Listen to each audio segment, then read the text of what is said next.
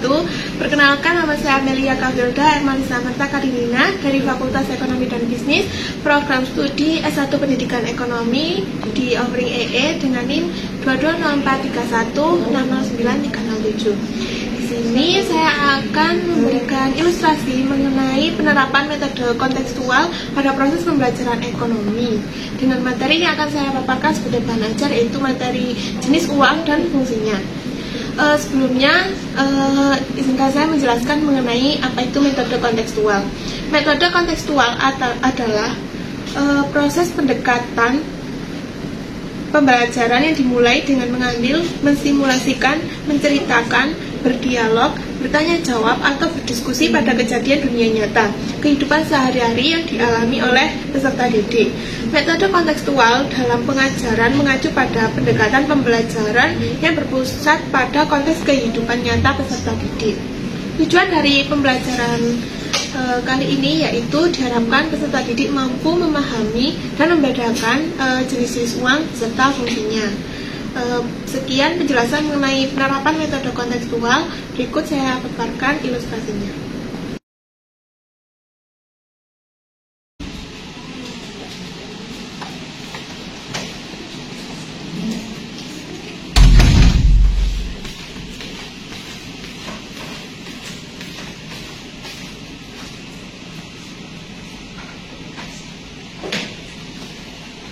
Assalamualaikum warahmatullahi wabarakatuh. Waalaikumsalam warahmatullahi wabarakatuh.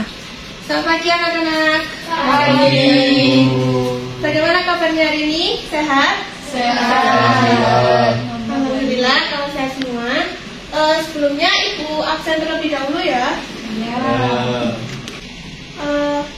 Amina Hadir, Bu. Andini hadir. Anissa Hadir.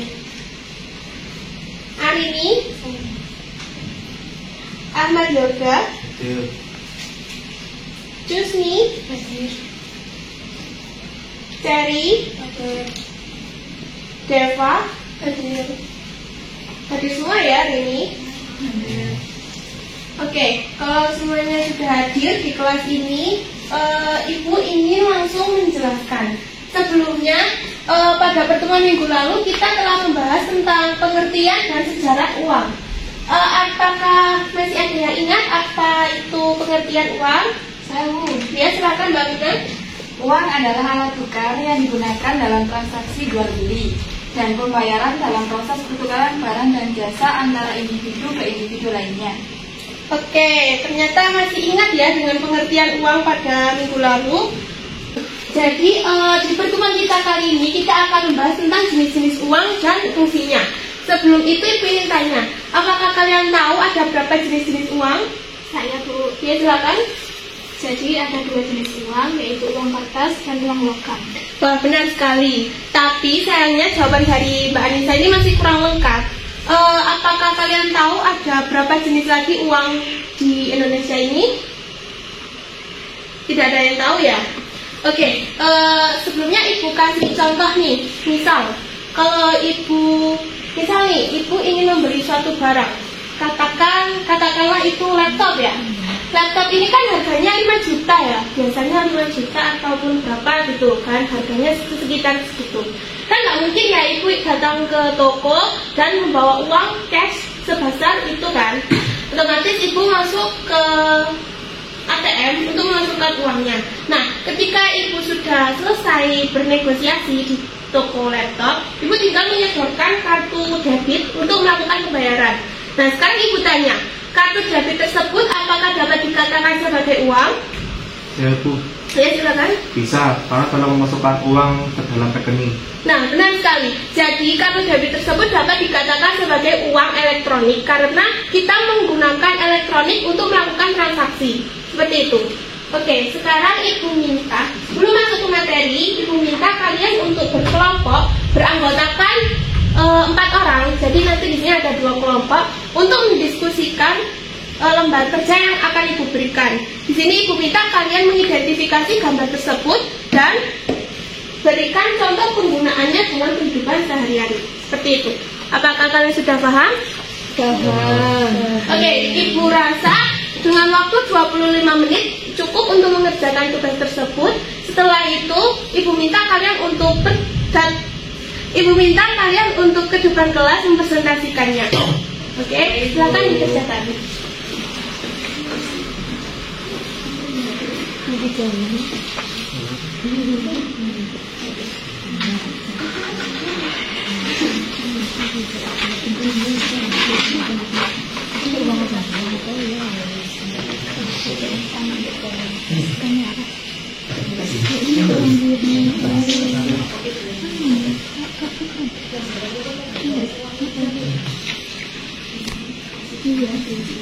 Oke, waktunya sudah selesai. Silakan kalian untuk mempresentasikannya di depan. Jadi untuk aturan presentasinya, Ibu minta untuk kelompok 1 mempresentasikan gambar nomor 1 sampai nomor 3 di depan kelas. Nanti disusul oleh kelompok 2 mempresentasikan gambar nomor 4 dan nomor 5 di depan kelas. Sudah paham?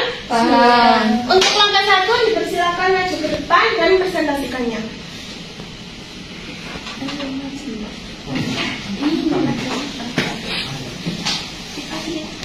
Kami dari kelompok pertama akan menjelaskan gambar 1 sampai 3.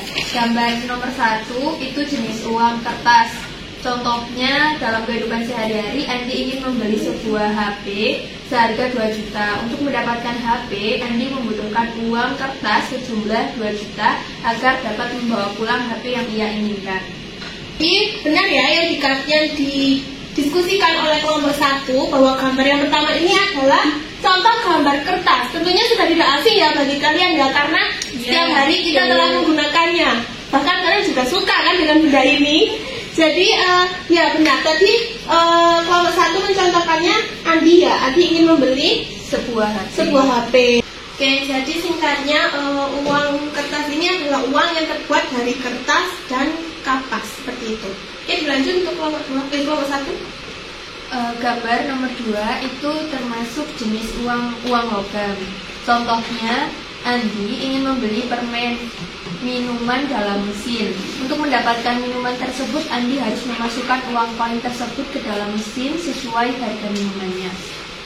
Oke, yang dicontohkan oleh kelompok 1 adalah mesin minuman ya? Iya. Ya, benar sekali. Jadi gambar nomor 2 ini adalah gambar uang logam. Uang logam ini dibuat dari logam tentunya dengan bahan utama logam, dan biasanya digunakan untuk kalau di Indonesia sendiri jarang ya mesin minuman gitu, lebih banyak di luar negeri. Tapi biasanya di Indonesia menggunakan uang logam ini untuk membayar parkir contohnya, atau biasanya kalau kalian tidak mau ada uang receh, kalian berikan permen gitu misal. Nah seperti itu. Lanjut untuk kelompok 1. Selanjutnya yang ketiga yaitu uang giral. Contohnya, Bu Tejo ingin membayar hutangnya kepada Pak Bambang sejumlah 50 juta, namun Bu Tejo tidak memiliki uang cash. Sebagai gantinya, Bu Tejo memberikan cek kepada Pak Bambang yang bertuliskan nominal uang sesuai jumlah hutangnya kepada Pak Bambang, sehingga Pak Bambang dapat mencairkan uang tersebut di bank terdekat. Oke, jadi untuk gambar yang ketiga ini kelompok 1 menyebutkan bahwa ini adalah uang giral. Benar seperti itu? Jadi uang giral ini adalah uang yang dikeluarkan oleh bank secara resmi. Contohnya seperti yang disebutkan oleh kelompok 1 yaitu cek ataupun giro ataupun tabungan, itu juga termasuk uang giral. Jadi uang giral ini itu sebenarnya hampir sama dengan tabungan. Ya, tabungan itu bisa disebut juga uang giral, seperti itu. Oke, terima kasih untuk kelompok 1 presentasinya. Silakan duduk ke bangkunya masing-masing. Beri tepuk tangan untuk kelompok 1. Oke, selanjutnya untuk kelompok 2 dimohon untuk ke depan kelas mempresentasikan hasil diskusinya. Silakan untuk kelompok 2 maju.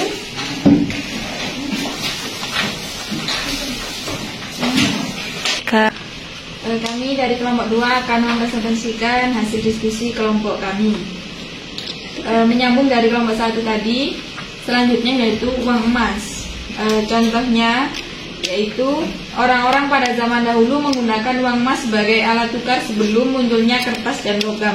Karena manusia pada zaman dahulu masih belum mengerti nilai tukar emas, manusia pada zaman itu menggunakan uang emas lainnya seperti uang kertas dan logam pada masa sekarang.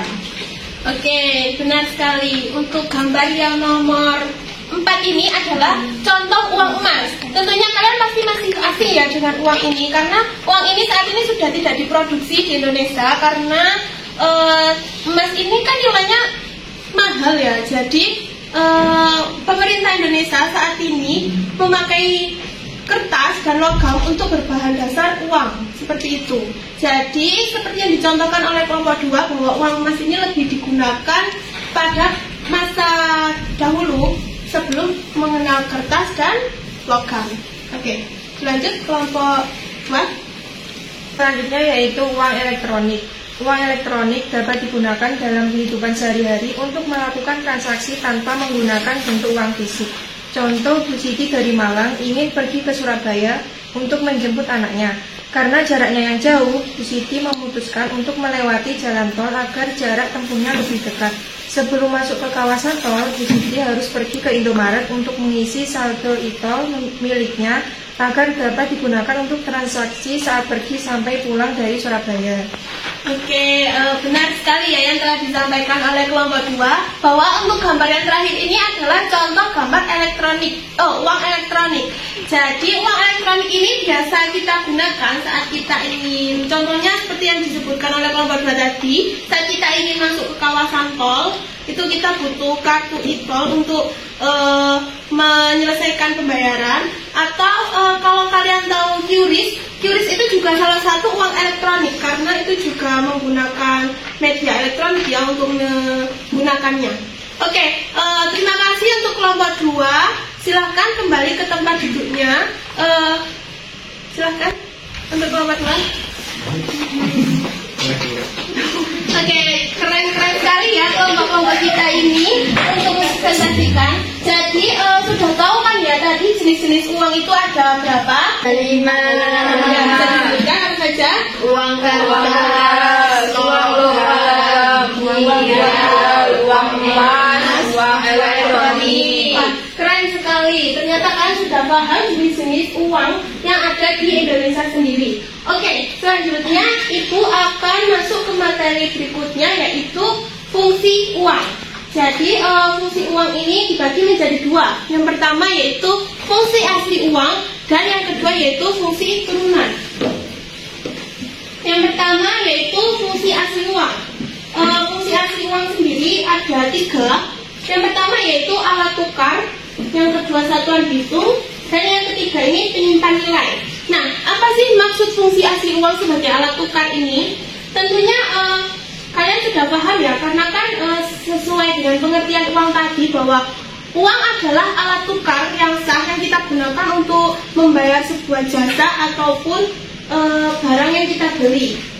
Contohnya nih, misal Ibu ingin membeli bawang putih deh, misal 1 kilo gitu. Nah, Ibu nggak mungkin kan menukarkan, misal nih saat Ibu membeli bawang putih, Ibu juga bawa 1 kantong mangga. Gak mungkin kan Ibu menukarkan mangga Ibu dengan bawang putih yang ingin Ibu beli. Nah, itu kan namanya barter ya, sesuai dengan pada zaman dahulu. Nah, saat proses tersebut kita membutuhkan uang untuk menukarkan uang kita dengan bawang putih yang kita butuhkan tadi. Seperti itu. Kemudian yang kedua yaitu satuan hitung. Apa sih Bu maksud dari satuan hitung di sini? Satuan hitung ini maksudnya yaitu Ibu kasih contoh ya. Misal harga 1 pulpen dengan misal harga 1 pulpen ini sekitar 2.000 dan harga 1 buku kita hargai 6.000 deh. Jadi kita butuh 3 pulpen untuk menukarkannya dengan 1 buku. Seperti itu. Apakah sudah paham? Paham. Berikutnya yaitu penyimpan nilai. Nah, maksud dari penyimpan nilai ini yaitu misalkan Ibu punya sebidang tanah di kompleks A misal. Karena tanah tersebut tidak Ibu gunakan dan tidak Ibu rawat, Akhirnya ibu ingin menjual tanah tersebut.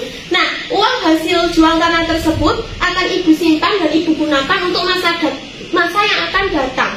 Itu artinya uang tersebut ibu gunakan untuk kebutuhan ibu yang akan datang atau ibu simpan. Seperti itu. Paham? Paham. Oke, selanjutnya yaitu fungsi turunan uang. Yang pertama yaitu sebagai alat pembayaran. Nah, sesuai dengan yang tertulis di situ bahwa sebagai alat pembayaran di sini itu maksudnya ya kita menggunakan uang tersebut untuk membayar suatu barang ataupun jasa. Misal nih pada tanggal 15 nih ibu harus bayar tagihan listrik. Nah, ada tuh bapak-bapak PLN datang ke rumah untuk menagih uang listrik. Nah, tagihannya sebesar 85.000 deh. Ibu harus mengeluarkan uang sebanyak 85.000 untuk membayar tagihan listrik tersebut. Nah, seperti itu contoh sebagai alat pembayaran. Kemudian yang kedua yaitu sebagai alat pembayaran utang. Nah, sebagai alat pembayaran utang ini tentunya kalian sudah paham ya. Misal nih Mas Yoga ini pada hari ini ibu minta kalian untuk memberi buku ke ibu. Nah, tapi Mas Yoga lupa nggak bawa uang. Mas Yoga bilang, Bu, saya uangnya besok, nggak apa-apa ya, gitu. Oke, ibu setuju itu. Nah, ternyata harga buku tersebut 30.000. Mas Yoga punya uang di rumah 30.000. Nah, Mas Yoga harus mengingat, jadi besok aku harus bawa uang 30.000 ini untuk bayar utangku buku yang tadi, seperti itu. Paham? Berikutnya yaitu sebagai penimbun kekayaan. Sebagai alat penimbun kekayaan ini itu hampir sama dengan tabungan tadi. Jadi misal nih, kalian kalau punya uang banyak kan nggak mungkin ya kalian belanjakan semuanya. Ya, walaupun ada sih yang kayak gitu. Tapi kan nggak mungkin kan ya. Jadi kalian berpikir uang tersebut akan aku simpan deh supaya aku gunakan untuk masa yang akan datang. Nah, kalian berpikir gimana kalau aku taruh di bank aja supaya ada bunganya gitu, biar aku ada keuntungan gitu. Nah, uang tersebut kan kalian masukkan ke tabungan. Nah, itu artinya uang tersebut akan kalian gunakan sebagai penimbun kekayaan. Seperti itu. Kemudian yang keempat yaitu sebagai alat pemindah kekayaan. Nah, sebagai alat pemindah kekayaan ini maksudnya apa sih, Bu? Alat pemindah kekayaan ini itu misal nih ibu punya sebidang tanah di kompleks A. Nah, karena jarak tanah tersebut ke rumah ibu itu lumayan jauh, jadi tanah tersebut kan kayak nggak terawat gitu ya. Nah, tapi ibu masih butuh tuh tanah itu, kan nggak mungkin ya tanahnya itu ibu bawa ke samping rumah ibu.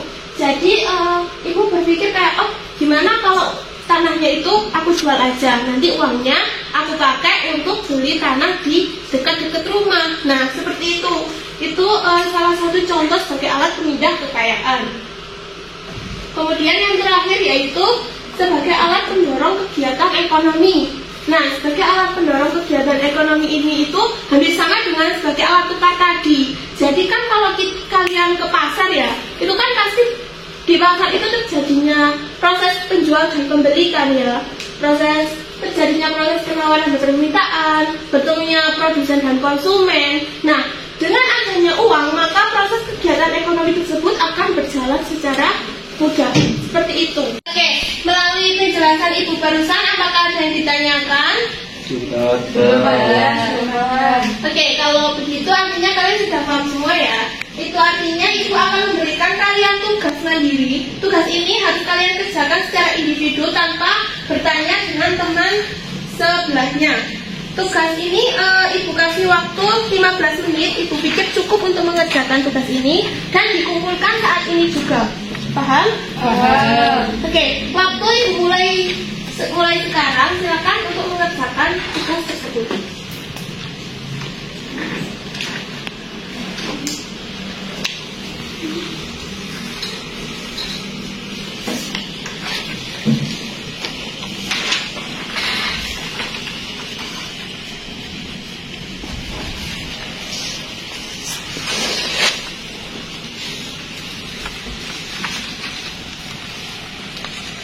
Bagaimana anak-anak? Apakah sudah selesai mengerjakannya? Sudah. Oke, kalau begitu saya mengumpulkan jawaban dari teman-temannya dan diletakkan di depan di meja. Iya, baik Bu.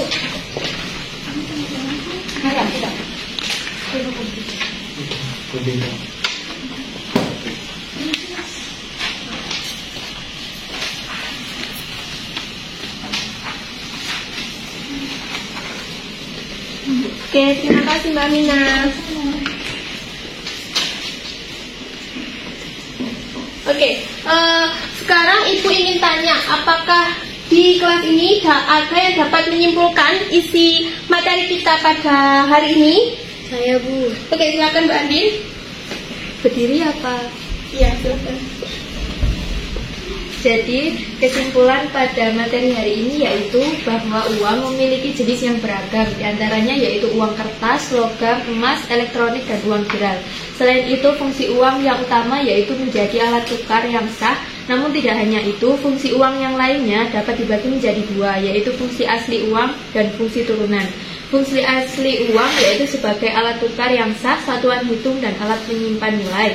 Kemudian fungsi turunan uang yaitu sebagai alat pembayaran utang, alat penimbuh kekayaan, alat pemindah kekayaan, dan sebagai alat pendorong kegiatan ekonomi. Oke, benar sekali kesimpulan yang telah disampaikan oleh Mbak Andin. Terima kasih Mbak Andin atas kesimpulannya. Jadi benar ya yang disampaikan oleh Mbak Andin bahwa uang memiliki jenis-jenis yang beragam dan fungsinya juga.